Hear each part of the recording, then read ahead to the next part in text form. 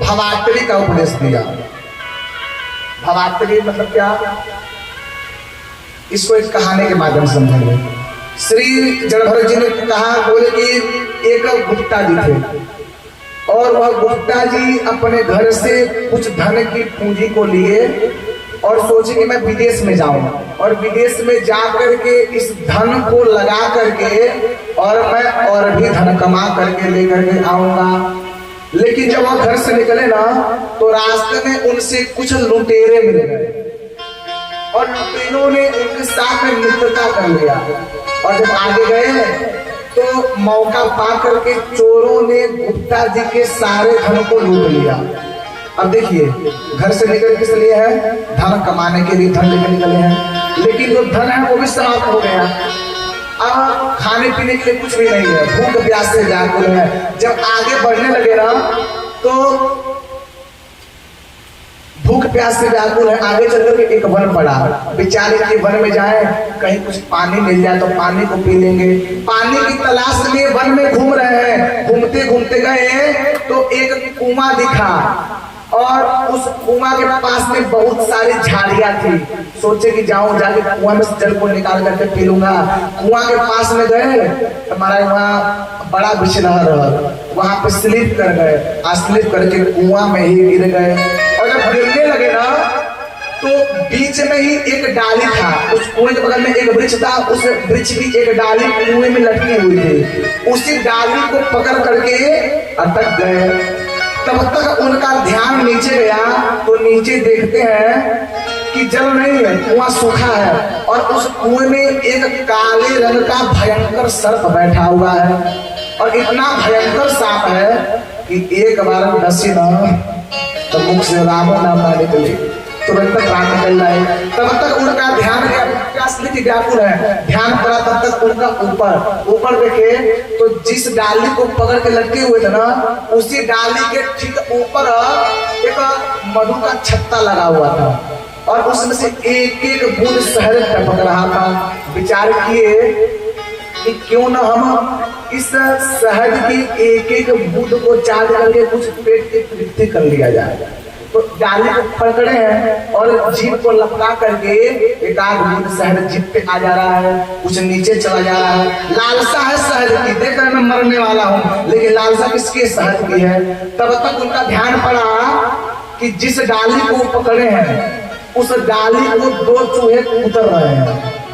दो रंग के चूहे उतरे हैं ना, एक सफेद और एक काला, और एक सफेद और एक काले रंग का चूहा उस डाली को उतर रहे हैं। ध्यान पड़ा कि लेकिन फिर भी लालसा है कि शहद टपक रहा है, शहद को पाले, और करते करते चूहों ने डाली को उतरते उतरते पूरा काट दिया और गुप्ता जी उस कुएं में गिर गए और काले रंग के भयंकर सर्प ने डसा, इनके प्राण निकल गए। बोले जानते हैं गुप्ता जी कौन है? श्री जड़भरत जी महाराज रघुवर को समझा रहे हैं। बोले है कौन? बोले हम ही हैं वो व्यक्ति। बोले हमने जो पिछले जन्म में जो पुण्य किया था, गुप्ता जी ने क्या किया, कुछ पूंजी को लेकर के गए विदेश कमाने के लिए। हम भी आए किस लिए? पिछले जन्म की कुछ पूंजी बची थी और उस पूंजी के अनुसार हमको मानव का योनि मिल गया। भगवान ने कहा कि जाओ मनुष्य बन करके जा रहे हो और वहां से और भी अधिक सत्कर्म करना और भी ज्यादा धन कमा करके, धन मतलब सत्कर्म कमा करके ले करके आना। लेकिन हम लोग जब वहां से आते हैं ना, मनुष्य योनि मिलता है तो 3-4 लुटेरे मिल जाते हैं। बोले लुटेरा कौन है? बोले लुटेरा है हमारा परिवार। पिछले जन्म की पूंजी को लेकर के आए थे, लेकिन अब इस जन्म में किस लिए आए थे? भक्ति करने के लिए। लेकिन परिवार के माया जाल में फंस गए। परिवार के पीछे हमने बड़ी सारी पूंजी, सारा जीवन समाप्त कर दिया और करते करते धीरे धीरे समय व्यतीत होने लगता है। बोले गुप्ता जी कुआं में गिरे थे। बोले कुआं में गिरना क्या है? बोले वही है वृद्धावस्था, जो हमारे खटिया पे गिर जाएगा। जो लोग खटिया गिर जाते हैं ना, बीमार पड़ जाते हैं, बोले खटिया गिर जाते हैं। बोले उसके बाद में कुआं में तो गिर गए, लेकिन डाली को पकड़े हैं। बोले डाली क्या है? बोले वो डाली है आयु की डाली। खटिया पे गिर गए हैं, मरणावस्था अवस्था में है, लेकिन अभी हमारी आयु समाप्त नहीं हुई है। बोले ऊपर से शहद टपक रहा था, वो क्या है? बोले वो है परिवार के प्रेम को पाने का सुख। कि परिवार के हुआ के बुढ़ापा में आदमी गिर रहा, बेटा नाती के हुआ के पूछला दादा दवाई खइबा, चाय पिएबा, पानी पिएबा, ये क्या है? बोले ये लालसा। आदमी वृद्ध हो जाता है लेकिन लालसा होती है कि हमारा बेटा आगे हमसे दूर शब्द बोले। बोले वही क्या? बोले वही है शहद। तो बेटा इस शहद कभी कभी चिक पे टपकता है, कभी नीचे गिरता है, अर्थात परिवार के लोग कभी भोजन पानी पूछ लेते हैं और कभी इग्नोर करके बगल चले जाते हैं। बोले और जो डाली है, डाली को सफेद और काले रंग के चूहा काट रहे, वो कौन है? बोले वही है दिन और रात। वही दिन रात एक एक दिन बीतता है और आलू की डाली हमारी कट जाती है। जब डाली कट जाती है फिर हम कुएं में गिर जाते हैं। उसमें बैठा क्या है? बोले काले रंग का भयंकर सर्प। वो काले रंग का भयंकर सर्प कौन है? बोले वही है काल। और वही काल हमको डस लेता है, हमारी मृत्यु हो जाती है। इसलिए जीव को देखिए, जो पैसा है ना, जो कहला कि बाबा हम यहाँ दान कर तो मरले के बाद हमें मिलता है। बोले कैसे? जौन प्रकार से मान लिया, अगर आपको यहाँ से अमेरिका में जाना है, अमेरिका में आपके भाई भारतीय रुपया चली ना चली, वहाँ कहाँ चलेला? डॉलर चलता है। तो जा करके हमको नोट को कन्वर्ट करना पड़ेगा। भारतीय रुपए को डॉलर में जब बदल देंगे ना, फिर अमेरिका में जाएंगे, वहां से घूम करके चले आएंगे। उसी प्रकार से यह जो धन है, इस धन को भगवान के सत्कर्म में महाराज कन्वर्ट कर देंगे, बदल देंगे। जब सत्कर्म करेंगे आगे चल करके भगवान के पास में जाएंगे। आप जो भी कथा सुन रहे हैं, दान पुण्य कर रहे हैं, वह सब का सब वहां आपके मिल जाएगी। वृंदावन की यहाँ पे रघुगढ़ को सुंदर उपदेश दिए और अंतिम में कहे राजा रघुगढ़, तुम तो बस एक सिंधु सोवियत देश के राजा हो ना, तुमने भरत जी का नाम सुना है? बोले हाँ। बोले मैं वही भरत हूँ। से जड़ भरत जी ने कहा, अहम पुरा भरतो नाम राजा, विमुक्त दृष्ट श्रुत संग बंध, आराधनम भगवत ईह मानो, मृगो भवम मृग संगात। बोले अहम पुरा भरतो नाम राजा, अरे मैं वही भरत हूँ, लेकिन हमने एक मृग के प्रेम में पड़ा, इसलिए हमारी यह योनि इस जन्म में हमको पुनः मृग योनि मिला, पुनः मैं ब्राह्मण बन करके आया हूँ। तो इसलिए तुम सत्कर्म करो। बड़ा सुंदर उपदेश दिया है और उपदेश दे करके महाराज श्री जड़ भरत जी महाराज चले गए। देखिए यहाँ पे कहीं के भागवत जी में तो नहीं है, लेकिन कहीं कहीं शास्त्रों में वर्णन आता है कि जो राजा रघुगढ़ है, रघुगढ़ आखिर में है कौन? बोले वही है पूर्व जन्म का मृग, जिससे मृग के प्रेम में श्री भरत जी महाराज को अगला जन्म मृग का मिला। देखिए जो मृग है, मृग को संग किसका मिला? मृग को एक संत का संग मिला। उस संत के संग के मिलने के प्रभाव से वह मृग से राजा बन गया। और जो राजा भरत जी हैं, जो संत जी हैं, उनको संग किसका मिला? बोले हिरण का संग मिला। और हिरण के संग को पाने से अगला योनि हिरण का मिल गया। इसलिए यह कथा कहती है कि अपने जीवन में क्या करो? बोले अच्छे लोगों का संग करो, संतों का संग करो।